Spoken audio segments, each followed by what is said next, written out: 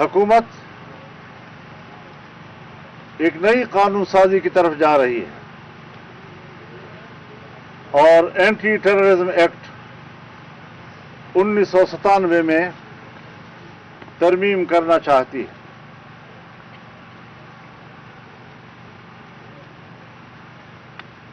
ایک بار پھر ہمارے دفاعی ادارے کو وہ اختیار دیے جا رہے ہیں کہ پیشہ ورانہ ذمہ داریوں سے اس کا کوئی تعلق نہیں ہے۔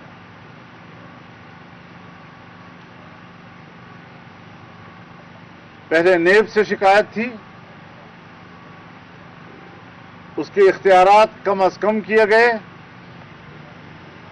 لیکن آج دفاعی ادارے کو بے تحاشا اختیارات دے دینا کہ کسی کو بھی شک کی بنیاد پر 90 دن تک اپنی تحویل میں رکھ سکتا ہے اور تحویل کی اس مدت میں مزید اضافہ بھی کر سکتے ہیں۔ میرے خیال میں یہ ایک سول مارشل لا ملک پہ قائم کرنے کے مترادف ہوگا۔ یہ جمہوریت کے چہرے پر ایک دھبا ہوگا۔ میں نہیں سمجھتا کہ پاکستان پیپلز پارٹی اور پاکستان مسلم لیگ نون جو جمہوریت کے علمبردار، ووٹ کو عزت دینے کے علمبردار، آج وہ ایک ایسا ایکٹ پاس کر رہے ہیں کہ جو اپنے ہی ہاتھوں سے جمہوریت کے چہرے پر کالک ملک رہے ہیں۔ ان کو اس بات سے احتراز کرنا چاہیے۔ جمہوری ادارے اس قسم کے قوانین کی اجازت نہیں دے سکتے۔ پھر ہمیں یہ بھی دیکھنا چاہیے کہ 26ویں ترمیم میں حکومت بیٹھے، حکومت سوچے کہ 26ویں ترمیم میں کن کن شقوں کو واپس لینے پر وہ آمادہ ہوئی، اور 26ویں ترمیم کے اصل مسودے میں جن شقوں کو واپس لینے پر وہ آمادہ ہوئی ہے، کیا یہ آج کا ترمیمی ایکٹ یہ اس 26ویں ترمیم میں حکومت کی اپنی آمادگیوں کی نفی نہیں کر رہی؟ کیا یہ نیا ایکٹ 26ویں ترمیم کی روح کے منافی نہیں ہے؟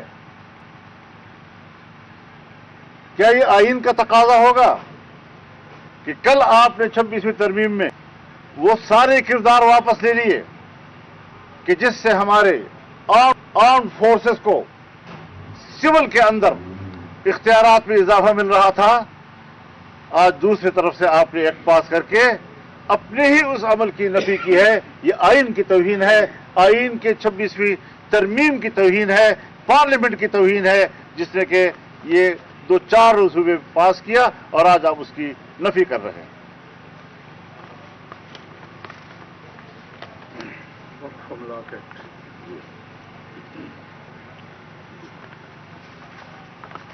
جمعیت علماء اسلام اس سے پہلے بھی اسلام آباد کی حدود تک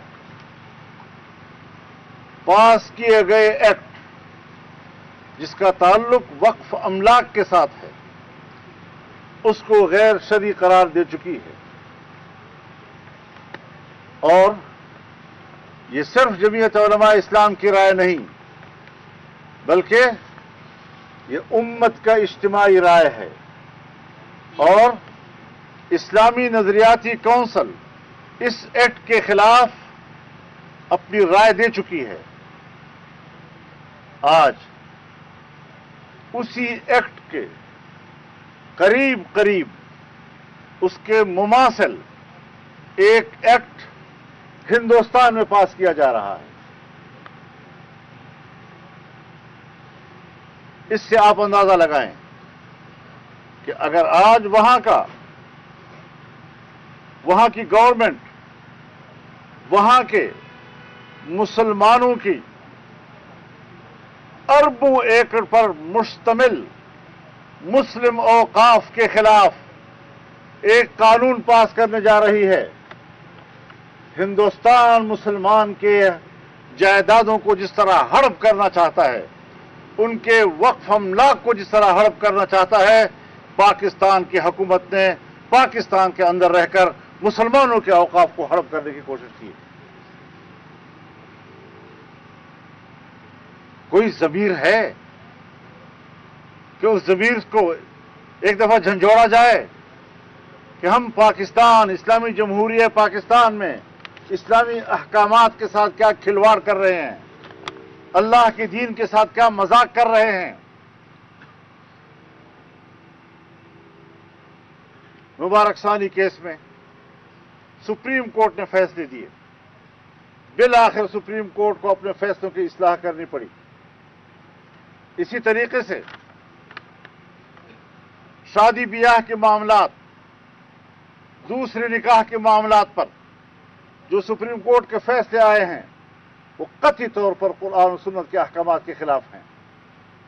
میں نے اپنی عائلی زندگی میں نہ سپریم کورٹ سے پوچھنا ہے، نہ میں نے حکومت سے پوچھنا ہے، میں نے اللہ کے حکم کے تحت کرنا ہے، میں نے اللہ سے پوچھنا ہے اور اللہ ہی کے سامنے جواب دے۔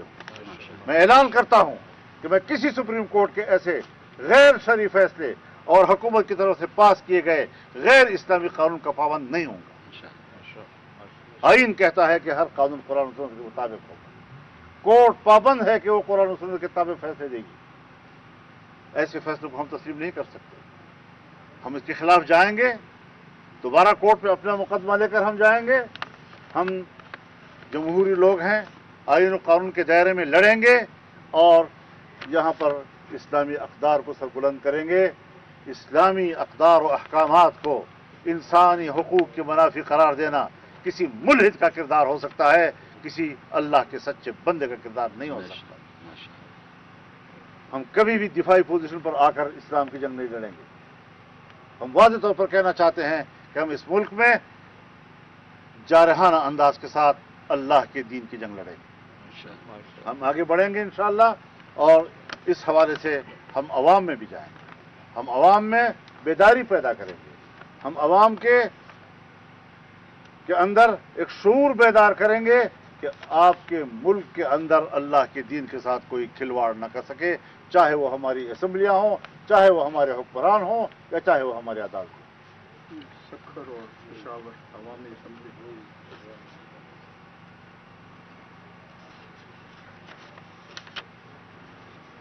اس کے ساتھ ہی ہم انشاءاللہ العزیز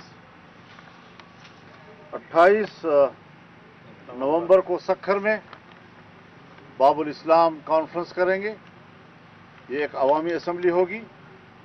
ہم 8 دسمبر کو پشاور میں انشاءاللہ اسرائیل مرد آباد کانفرنس کریں گے، وہ بھی عوام کی اسمبلی ہوگی، اور ہم ملک کے اندر اس قسم کے جو اقدامات ہو رہے ہیں ان کو ان اجتماعات میں اٹھائیں گے، اور ایک پوری تحریک کے طور پر انشاءاللہ ہم آگے اپنا قدم بڑھائیں گے۔